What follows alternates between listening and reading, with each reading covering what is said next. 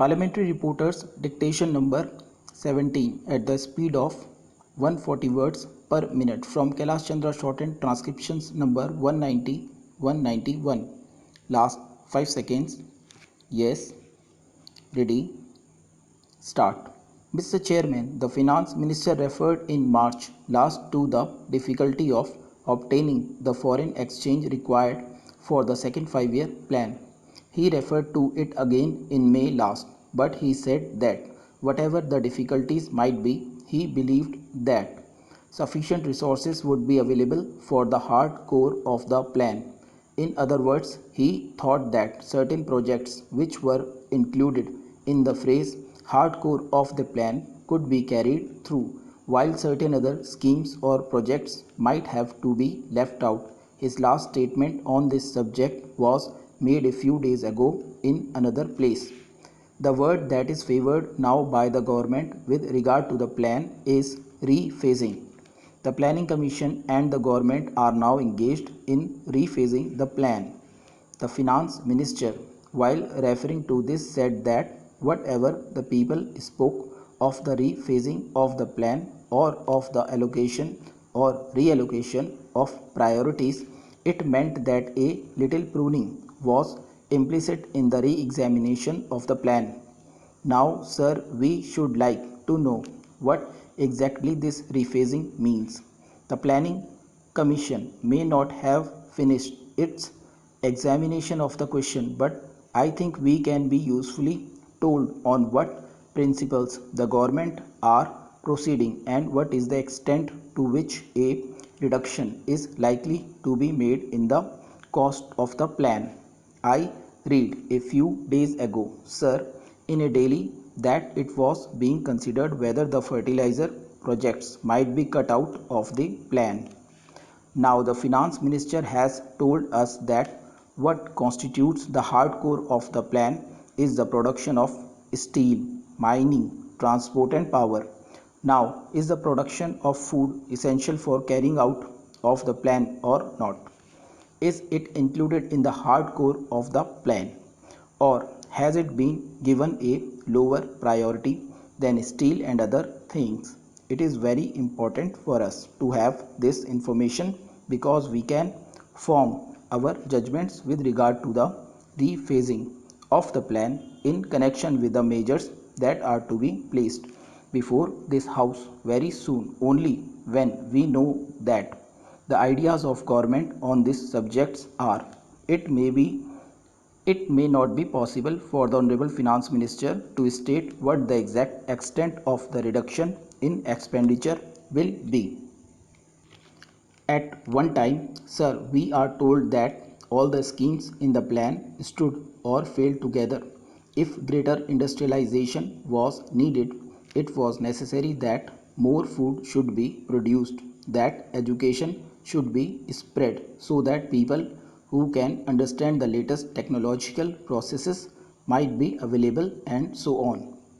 It is this that makes it necessary for us to ask how the ideas of the government on this subject have changed and what broadly speaking they propose to do now in view of the shortage of foreign exchange and the danger of having recourse to deficit financing to a large extent. Sir, I referred a minute ago to the importance of increasing food production. Now, several measures have been taken by Parliament and by government to make more food available to the people.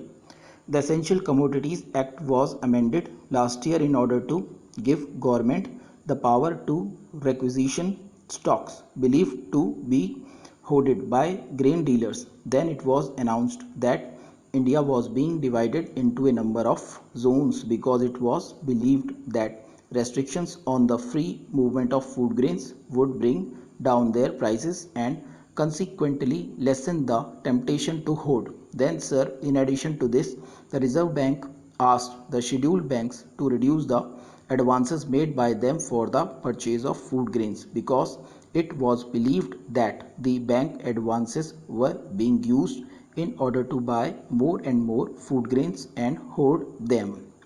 As a result of these measures, the Food Minister could say 3 or 4 weeks ago that the rise in food prices had already been checked. Let us see first how far the production of food has increased and to what extent prices have fallen. I shall take first the production of food.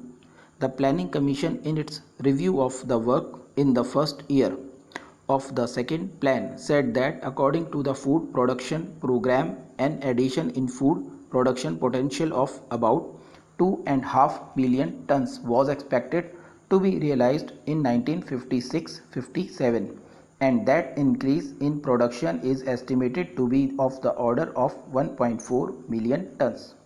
The statement made by the Planning Commission depended on the forecast made at the end of April by the Food and Agriculture Ministry, but a week later the Food Ministry claimed that the production of food was not 66 million tons but a little over 68 million tons. There was a difference of about 2 million tons in the two estimates made at an interval of a fortnight. The National Savings Drive, as you know, sir, has a very important place in the present scheme of things, particularly in view of the present conditions of our national economy when we have to raise resources in a non-inflationary manner. We have done everything to streamline the organization, and we have tried to get the cooperation of the state governments by providing greater incentives and linking the whole drive with the local schemes and accrual of resources to the states. It has been decided that whatever revenues accrue as a result of the intensification of the national saving drive, two-thirds of the net amount would go to the states. We have also decided that we will meet 50% of the additional expenditure to be incurred by the various state governments. I am trying to point out, sir, that this drive is at a point where it is gathering momentum and we expect much more from it. I don't think that at this stage we should burden the already overburdened posts and telegraphs department with the administration of this big national scheme. It would not be advisable. Another point was that the P&T department was running at a loss and that it would minimize the loss of this department if this national savings scheme is entrusted to this department, by which it will get the commission. I would like to point out, sir, that at present a very substantial part of the national savings certificates are being sold through the post offices. Postal savings certificates form the bulk of the small savings and the commission for them goes to the P&T department. During the last 3 years, an average of 2 crores has gone to the P&T department. The P&T department is already getting some revenue from this, and in order to popularize this scheme and in order to make it reach the rural areas, it is necessary to intensify the scheme under the present set up, that is the central government, the National Advisory Committee, the state governments, etc., rather than to burden the post and telegraphs department with this additional task. Another point that he made was regarding a separate budget for the P&T department, just as the railways. Sir, the whole question of having a separate budget is a misnomer or a misdescription. During the last few years, as a result of the demand in Parliament, the budget memorandum as well as the annual financial statements have been elaborated and made clearer still to the layman by the addition of the explanatory memoranda and by showing the commercial accounts separately. If you read Article 112 of the Constitution, you will find that it provides for a consolidated fund into which all the revenues will be credited and from which all expenditure will be met. If you see the budget papers, you will find the railway revenues and expenditure finding a place in the annual financial statements. There is nothing like separate budgeting, although the mode of presentation may be different. Furthermore, these commercial departments are either incorporated under a special act of Parliament or are incorporated under the Indian Companies Act. Stop.